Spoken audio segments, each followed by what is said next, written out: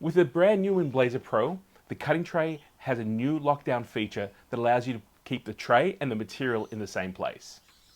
This is awesome because it allows you to restart the cutting process without having to do the whole job again from the start. So, let me show you how to install this into the new Emblaser Pro.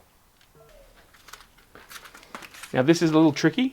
You need to put one side in first, slide it back till it goes all the way, drop it past the belts, and then there are two actual mounts here. This is one of the things I really like about this, is the fact that unlike the two where the cutting tray could move around, this tray actually locks straight into place. So you just need to put it into place, push it down, and it is now attached to the machine.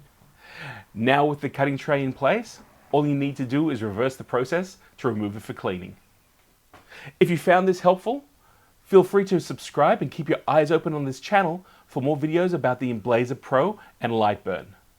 Until I see you next time, go make something amazing.